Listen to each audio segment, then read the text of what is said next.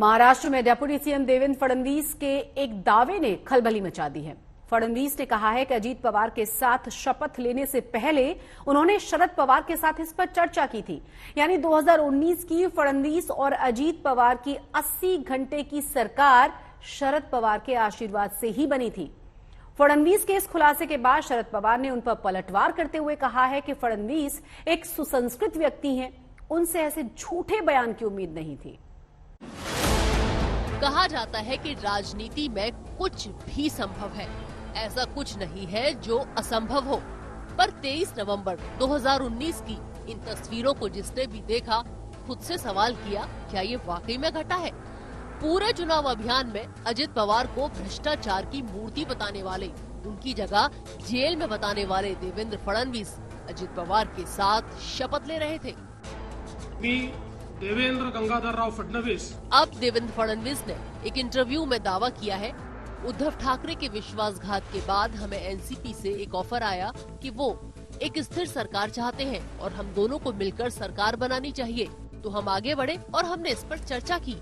ये चर्चा शरद पवार के साथ हुई, पर फिर चीजें बदल गयी। मुझे लगता है कि अजित पवार ने पूरी ईमानदारी से मेरे साथ शपथ ली थी, पर बाद में एनसीपी की रणनीति बदल गई।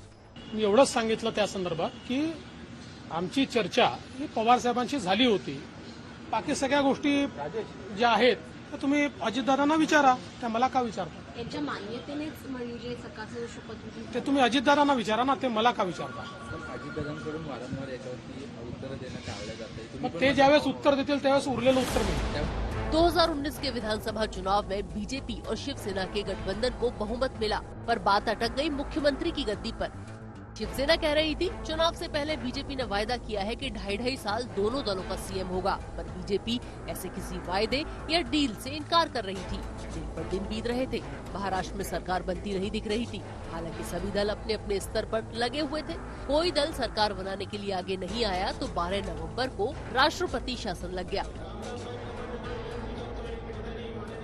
अब उद्धव ठाकरे कांग्रेस और एनसीपी के साथ चले गए। शरद पवार ने ऐलान कर दिया कि उद्धव ठाकरे उनके गठबंधन महाविकास आघाड़ी की ओर से सीएम बनेंगे।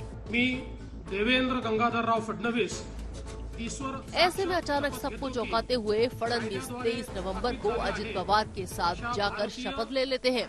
पर जितने अप्रत्याशित रूप से ये सरकार बनी थी, उतने ही अप्रत्याशित तरीके से 80 घंटे बाद गिर गई। अजित पवार ने इस्तीफा दे दिया।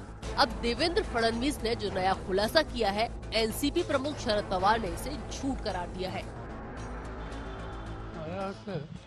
देवेंद्र हा एक सुसंस्कृत माणूस आहे, सभ्य माणूस आहे आणि असत्याचा आधार घेऊन अशा प्रकारचे ते करतील असं मला कधी वाटलं नाही। वैसे ये पहली बार नहीं है जब देवेंद्र फडणवीस ने चाचा भतीजे के बीच मनमुटाव होने का इशारा किया हो। वो पहले भी दावा कर चुके हैं कि 2019 के चुनाव से पहले और बाद में उनकी एनसीपी के साथ चर्चा हुई थी, पर ये पहली बार है जब उन्होंने सीधे शरद पवार का नाम लिया हो। पर अब ठाकरे गुट और कांग्रेस फडणवीस के दावे पर तंज कस रहे हैं और पूरी तरह शरद पवार के साथ खड़े हैं। अब तक वो 2.5 साल हो गया, वही सपना देख रहे हैं सुबह का। अभी भी वो जागे नहीं है, जाग नहीं उठे। वही उनको सपना गिर रहा है कि शपथ विधि हो रहा है, मैं और अजित दादा पवार शपथ ले रहा हूँ। कब तक चलेगा ये? कब तक ये चक्की पीसते रहेंगे? भाई देखो, उनको 2.5-3 साल हो गया है और पवार साहब का उनसे कोई संबंध नहीं। अगर पवार साहब ये सब कुछ कांड करते तो सरकार चलती है 5 साल के लिए। या आपका अब क्या सफलता है? आप एक भी विधायक नहीं तोड़ सके उस वक्त, ना शिवसेना के, ना एनसीपी के, ना कांग्रेस के। सबसे पहली बात है कि आपने शिवसेना के साथ विश्वासघात किया था। बाद में आप वो विश्वासघात पवार साहब से कर रहे थे, वो भी आपको उसमें सफलता नहीं मिली। फिर 3 साल के बाद आपने ये शुरू किया कार्यक्रम। कांग्रेस पूछ रही है कि देवेंद्र फडणवीस ने ये कथित खुलासा आने वाले निकाय चुनाव और कस्बा और चिंचवड़ के उपचुनाव से पहले क्यों किया? शरद पवार वरिष्ठ नेता हैं, वो छुपकर राजनीति नहीं करते। फडणवीस चुनाव से पहले भ्रम फैलाना चाहते हैं। फडणवीस के ऊपर इस दावे के बाद चौतरफा हमले होने लगे तो महाराष्ट्र बीजेपी के ट्विटर हैंडल से ट्वीट हुआ, शरद पवार को भूलना नहीं चाहिए कि देवेंद्र फडणवीस एक बुद्धिमान व्यक्ति है, इसीलिए वो अब तक चुप रहे। आपकी तरफ से ही संदेश दिया गया था कि बीजेपी और एनसीपी मिलकर सरकार बना सकते हैं, पर आपको कुछ और चाहिए था, इसलिए आपने कलाकारी दिखाई और अपना फैसला बदल दिया। आप ही बताओ ना, शपथ ग्रहण से एक रात पहले आपका अजित पवार से क्या विवाद हुआ था? अजित पवार राजभवन जाने से पहले सिल्वर ओक आपसे मिलने आए थे। उस दिन आपका सुबह का ट्वीट भी एक झूठ था। अजित पवार ने आपको शपथ ग्रहण में आने का निमंत्रण भी दिया था। आपका इतिहास बताता है कि आपने हमेशा अपने फायदे के लिए औरों की पीठ में छुरा भोंका है।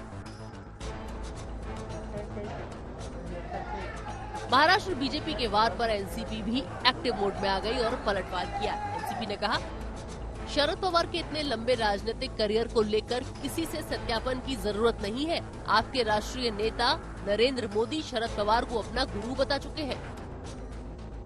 महाराष्ट्र की सियासत क्या, पूरे देश की सियासत में भी आज भी ये घटना एक पहेली मानी जाती है कि क्यों देवेंद्र फडणवीस ने अजित पवार के साथ शपथ ली और क्यों ये सरकार 3 दिन में ही धराशायी हो गई। मुंबई से ऋतिक भालेकर के साथ आज तक ब्यूरो।